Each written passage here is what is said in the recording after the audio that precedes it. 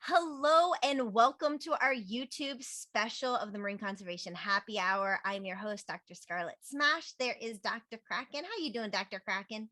How you doing? And this episode will be on how to reduce our carbon footprint by something really easy, really easy. And we're going to kind of do a little myth buster kind of thing going on. But that will be our topic. I love this topic because I know this is actually pretty easy to do. Sometimes some of the suggestions are not as easy because it's hard to get to or buy these products. I mean, oh gosh, the electrical car right now is so expensive. Yes.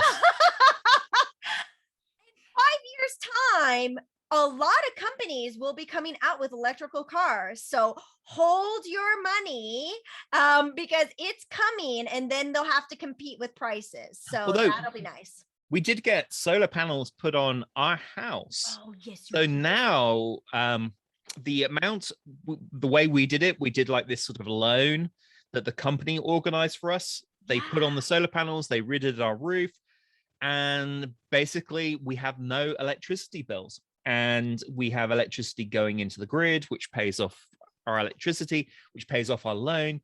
So it costs us like, I don't know, maybe $2,000 to get it done. But from now on, there's nothing. What we get from the electricity pays off our electricity bill. It pays off our loan. And then in about 5 or 6 years, we actually start making a profit. Well, guess what? This suggestion, Dr. Kraken, is going to reduce your expense. And what we're going to be talking about. You're going to blow up Etsy? That will reduce my expenses. Etsy and Kickstarter, that's where all my money goes. Such a devil when it comes to shopping. I'm always prepared whenever we go somewhere. I'm like, oh boy, I must save like $400 because if I go shopping with Dr. Kraken, he's gonna be like, oh, you must get it. You must get it. You gotta get it. It looks so good on you. You gotta get it. Yeah, absolutely. Just consider it a birthday present 2 years from now. You gotta get it. Such a devil. Well, Dr. Kraken, we're gonna talk about meat consumption because just having meat, and having all these meat farms, it is contributing 14.5% of all of the carbon emission. Meat and dairy. Meat and dairy. Yeah. Woo! That is so much. And we can reduce that by eating less meat. And I know that might seem a little hard, but I promise you, we're going to say a few little myth busters. But before we do that, Dr. Kraken, you had some really interesting facts about the meat industry. Oh yeah, because the meat and dairy industry, which in some ways are kind of combined, but the meat and dairy industry actually produces about 1.5 times as much greenhouse gas emissions as households do. So you very often hear about, this is what you should do to reduce your carbon footprint. You should have recyclable, renewable and you do all that stuff at home, bulbs, right? Low energy light bulbs, and do this, recycle everything, blah, blah, blah. But even if you have like zero emissions coming out of your house, as I mentioned, we've got solar panels and so on in our house. But even if you do that, the meat and dairy industry is like producing 1.5 times as much. And it's putting it all up in the air. Yeah, it's set to produce twice as much. And as the fossil fuel companies are starting to transition, the sensible fossil fuel companies are starting to transition from fossil fuels to renewable energy, like BP and so on. Shell, they're getting more and more into renewable energy because they see where the world is going. Very soon, meat and dairy industry will be the main producer of greenhouse gases. Yep, so just getting smarter. But I mean, it's pretty crazy because then we have to think about not just the methane and all that production of meat and, the methane, the little farts from all these animals. Burps. Actually, burps is where they produce most of the methane. Yeah. No farts. Well, they do produce with farting too, but burping is actually when they're chewing their cud. Burping methane is actually the highest proportion. So burpees and farts, fartsies. But not just that, but also all of the food, the production of trying to get all that food, and just, I mean, we're talking about like this is more than we even need to produce or farm. If you think that most of the soy that they're cutting down the Amazon for is actually going into cattle feeds, people go, oh yeah, you vegetarians, you're responsible for cutting down the Amazon rainforest to make soy. It's a different type of soy. This is a soy that's being used for animal feeds for the meat industry. So also added into there, they're cutting down big swathes of the Amazon and various other areas to make animal feed soy, which could be used for human feed soy instead, which would be far more efficient. When you're tilling the ground, that is releasing all the carbon that was put in the ground, that all the photosynthesis and the plants were able to grab out of the atmosphere and go all the way down into the roots, and they were able to feed all the organisms in there, and it's in the ground, it's holding it, right? The ground is there to absorb the carbon if it's in a really good balance. But then when we till it, pop, goes right back up again. So it's not like it's not helping our situation. So I get the question all the time. Oh, but I need my protein. I need my protein. Okay, so here's our Mythbuster. All right. One thing I'm going to mention. I'm in Tampa, and our quarterback is Tom Brady. Tom Brady is so old. Who's Tom Brady? I have never heard of Tom Brady. Right? Like I've never heard around the world knows Tom Brady. He is so old for a quarterback, right? Like honestly, like in history, you didn't have a quarterback as his age, and he is incredible this year still. Well, he does a plant-based diet, so he's getting enough protein. So let's go through some of the grams of protein. In a cup of chicken, you're going to have 43 grams of protein. Okay, Dr. Kraken? And if you're going to do beef is going to be 22 grams. It's way less. It's absolutely way less. But listen to this. Broccoli, 1 cup of raw broccoli exceeds both of them put together 90 grams of protein.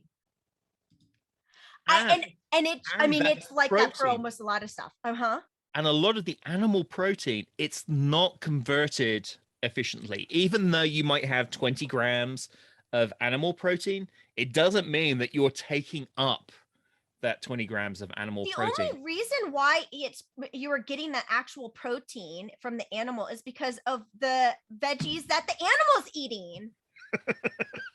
Well, let's just go directly to the source. So I want to say a few of these things. Artichokes, 90 grams. Okay, for just like one. Tempeh, 100 grams. Oh, I love tempeh. Woo! Tempeh is 100 grams. Tofu for 3 ounces is 85 grams.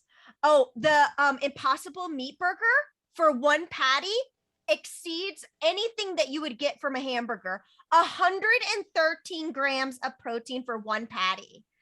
I mean, this is intense, and it goes on and on and on. So it's like actually a lot easy. It's a lot easier to get your protein if you go more on a plant-based diet. I'm on a plant-based diet. About 80% of my consumption is literally plant-based. And I love it. And I'm telling you, your skin feels better. You just feel alive. I mean, look at all my energy. I'm like Tom Brady, but in conservation. It's very easy to have a plant-based diet because so many different countries produce primarily vegan food. Indian Mediterranean food. Diet. A lot of That is what I eat all the time. absolutely Mediterranean diet. Exactly. A lot of Ethiopian, very, very high in Indian. vegetables. Yeah. Oh, I love Indian food. Oh my Um, God. now one of the sort of the big, I mean, we're talking about big, literally mountainous vegans in the world is the guy who plays the mountain in Game of Thrones, literally the strongest man in the world, who is vegan. And he is so because of this whole issue that plant protein gets converted into muscle far more easier and far more efficiently than animal protein does, which is why a lot of these big bodybuilders tend to have a plant protein based diet, which isn't, I mean, he's like what, 6'7" and about 6'7" Oh, wide. there are so many athletes that are moving to plant-based diet. Oh yeah, a like lot vegan. of the sprinters, a lot of the 7 of the Olympic gold medalists are on plant-based diets. a lot of the cyclists. Oh yeah. Yeah, a lot of the Tour de France cyclists. Yeah. It is the way to go. And, just start reducing it. So start this way. Try to do, and, if you want to consider it more of like a really nice diet to get yourself thinner and healthier, then great. Whatever your mentality needs to be. If it's not actually the drive to not eat meat is because of climate change, well, maybe it's more for your beauty. I mean, who knows? Just do whatever you possibly can to help that mentality, because you need to have that mentality to help drive. But start doing this morning and lunch, do plant-based. Okay, so no meats morning and lunch, and then you can have meat for dinner. Then move on and start trying to do no meats, all plant-based diet throughout the week. But then Friday, have a cheat day and do your meat night. You know what I mean? And just keep reducing it. Just reducing this is going to help the situation. There's so many fake meats now that you just can't tell the difference. There's so many people that I know that are like, this is better than meat. Yeah, it's so good. It doesn't make you feel as bloated. You don't get like mystery objects in it. Like, I know. Oh my God. I remember when I was a meat eater when I was a kid, and I would I would eat a hamburger, and there would be like weird rolly ball chunks in it. Like I didn't even know if it was bone. You never know what's crushed up in that stuff. In burgers and like KFC, it's gonna be the worst stuff. This is the stuff they couldn't even sell to the butchers. I know. And then like lesions are on them, and you just really don't know what you're eating, honestly. But if you look at a broccoli, you can see it's a broccoli. It's a broccoli. Yeah. I've been having gnocchi recently through Noodles and Co. Gnocchi that's made from cauliflower, which I love cauliflower. Which instead of having this sort of high carb pasta, it tastes just the same. Me too. But it's like much higher in protein. Me too. Lowering carbs. Chickpea noodles are my favorite. I rarely do regular like pastas now. And here we're going a little bit off on a tangent. Now we're just talking about not reducing carbs, but we're still talking about plant, right? We're talking about like doing more of the protein, getting the protein in lentils. Lentils were amazing for I'm saying, but like as your pasta. It's made out of lentils, and I love it. So cauliflower, red lentils, and chickpeas are all good, and I eat them all the time. I literally put some olive oil and some seasoning, and I feel so fantastic. Quite frankly, a lot of the wheat products as well. I mean, people have problems with gluten intolerance. I could do a whole episode on that, by the way. Because I have gluten intolerance, and my muscles flare up. Literally, it's like I'm like in pain. I feel like I'm stiff the next day, always. And a lot of the wheat stuff, particularly the sort of the cheap wheat products, you don't know what pesticides they're using. So much pesticides. Using things like Roundup and stuff like that, and it's not. Again, that's not good for the environment. So, sort of moving to a sort of less wheat and other types of cereals, because other types of cereals, you're diversifying the crop, you're Some of them are legumes that can help sort of nitrify the soil. Yeah, away from this sort of monoculture plantation type big industry farming is better. Yeah, yeah. And who doesn't want to like be as athletic and young as Tom Brady? Yeah, I mean, look at me. I'm 75 years old. Oh my God, get out of here. You're not even 75 years old. Oh my God. What a lie. What a lie. All right, Dr. Kraken, thank you so much for being on the show. And for everyone else, please subscribe, like us, share this video with your friends. And again, just like follow us on our Facebook page so that you can see us live on Saturdays. We appreciate you so much and happy conservation.